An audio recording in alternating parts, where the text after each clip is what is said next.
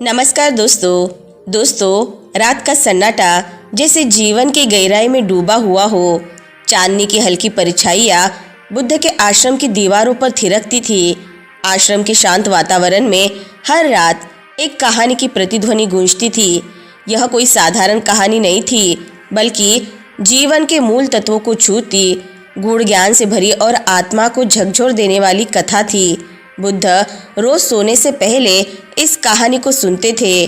उनके शिष्य इस बात से हैरान थे कि जिन्होंने संसार को त्याग दिया, जिनकी बुद्धि हर संशय को पार कर चुकी थी, वे आखिर क्यों इस कहानी को बार बार सुनना चाहते थे।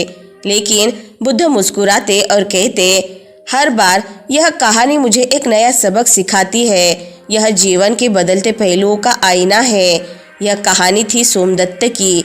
सोमदत्त एक साधारण व्यक्ति, जिसकी असाधारण यात्रा ने उसे असंख्य कठिनाइयों, चुनौतियों और अंततः आत्मज्ञान तक पहुंचाया। सोम की कहानी में मानव हृदय की गहराई, मन की बेचैनियाँ और आत्मा की प्यास का चित्रण था। बुद्ध का कहना था, इस कहानी में जो सत्य छिपा है वही जीवन का सबसे बड़ा रहस्य है। इसे समझना ही जीवन को समझना है। इस प्रकार हर रात शिष्यों के बीच सोमदत्त की यात्रा के अध्याय खुलते गए, एक के बाद एक गहराई में डूबते हुए। आइए हम भी इस कहानी को सुने। उससे पहले अगर आप हमारे चैनल पर नए हैं तो हमारे चैनल को लाइक, शेयर और सब्सक्राइब ज़रूर से कर ले। तो चलिए दर्शकों, शुरू करते हैं आज की कहानी को। गंगा के किनारे हरिपुर नामक गांव में सोमदत्त नाम का एक किसान रहता था। वह ईमानदार और मेहनती था, लेकिन उसका जीवन संघर्षों से भरा हुआ था। खेत में दिन रात मेहनत करने के बावजूद उसकी फसलें अक्सर खराब हो जाती थी। गांव के साहूकार का कर्ज उसके सिर पर बढ़ता जा रहा था। एक रात जब सोमदत्त अपने घर के आंगन में बैठा था, उसकी पत्नी मृणाल ने कहा, सोमदत्त, हर साल हम सोचते हैं कि सब कुछ ठीक होगा, लेकिन हमारी मेहनत का कोई फल नहीं मिलता। बच्चे भूखे रहते हैं, अब आगे क्या करेंगे। सोमदत्त ने थके हुए स्वर में उत्तर दिया, मैं क्या कर सकता हूँ मृणाल। हर साल प्रकृति हमें धोखा देती है। अगर बारिश ज़्यादा होती है तो बाढ़ फसलें बर्बाद कर देती है, और अगर कम होती है तो सूखा मार देता है। इस रात सोमदत्त ने सोचा, क्या मैं अपनी किस्मत बदल सकता हूँ, या क्या यह मेरी किस्मत ही है।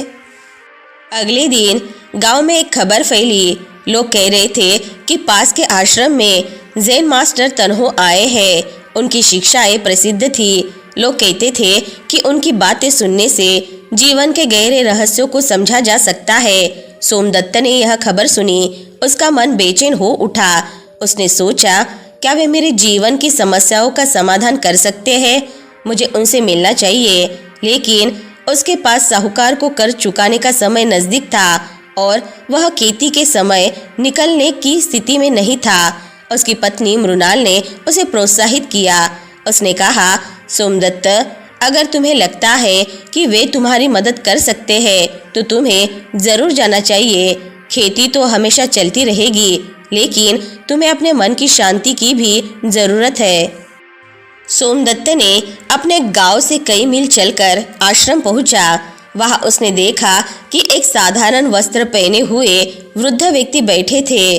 उनकी आंखों में गहराई और चेहरे पर शांति थी। वह ज़ेन मास्टर तन्हो थे। सोमदत्त ने उनके चरणों में झुकते हुए कहा, गुरुदेव, मैं बहुत परेशान हूँ। मेरी मेहनत का कोई फल नहीं मिलता। मुझे शांति नहीं मिल रही है। कृपया मेरी मदद करें। तन्हो ने मुस्कुराते हुए कहा, तुम्हारी समस्या तुम्हारी फसल में नहीं बल्कि तुम्हारे मन में है। सोमदत्त ने चौंक कर पूछा, गुरुदेव, मैं आपकी बात नहीं समझा। मेरा मन तो बस अपनी फसल को सफल होते हुए देखना चाहता है। तन्हो ने उत्तर दिया, तुम्हारा मन अस्थिर है। जब तक तुम अपने मन को स्थिर नहीं करोगे, तुम अपनी समस्याओं को नहीं समझ पाओगे। ज़ेन मास्टर तन्हो ने सोमदत्त को कहा, मैं तुम्हें एक कहानी सुनाता हूँ। एक किसान था। भगवान ने उसे वरदान दिया कि उसकी हर इच्छा पूरी होगी। उसने पहले धन मांगा, फिर सोना और फिर विशाल खेत। उसकी हर इच्छा पूरी हुई, लेकिन वह कभी संतुष्ट नहीं हुआ। धीरे धीरे उसकी इच्छाएं इतनी बढ़ गई कि वह दुखी रहने लगा। सोमदत्त ने पूछा, गुरुदेव, किसान को सब कुछ मिल गया था, फिर भी वह दुखी क्यों था? तन्हो ने उत्तर दिया, क्योंकि उसने कभी अपनी इच्छाओं पर नियंत्रण नहीं किया। सुख बाहरी चीजों में नहीं बल्कि मन की शांति में है।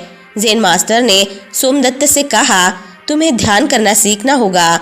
हर सुबह उठकर शांत होकर बैठो और अपने विचारों को देखो।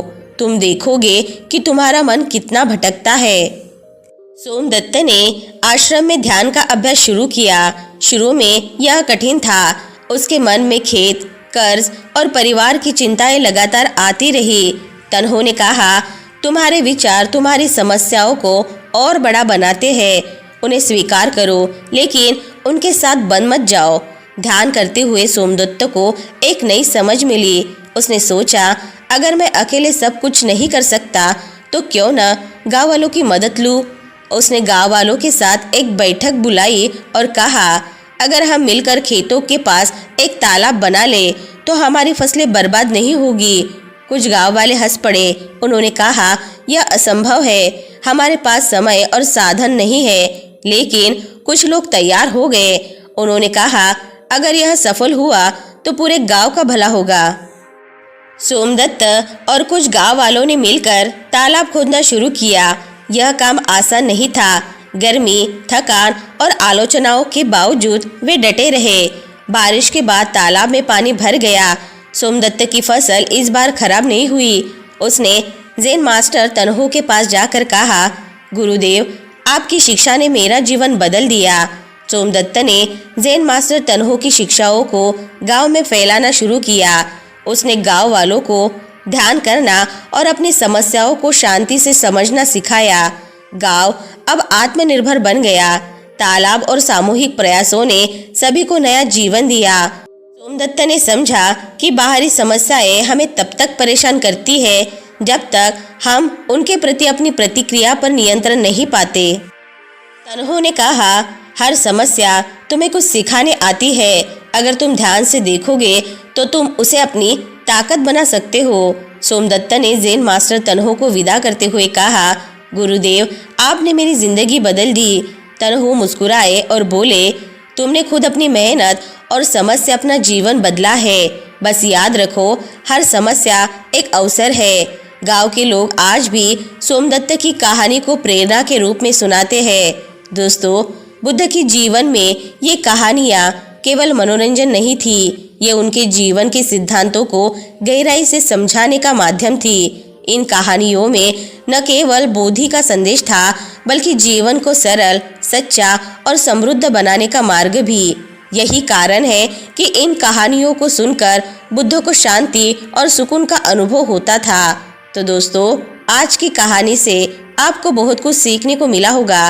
वीडियो अगर पसंद आई होगी तो वीडियो को लाइक, शेयर और चैनल को सब्सक्राइब जरूर से कर ले। मिलते हैं नेक्स्ट वीडियो में। तब तक के लिए अपना ख्याल रखें। धन्यवाद।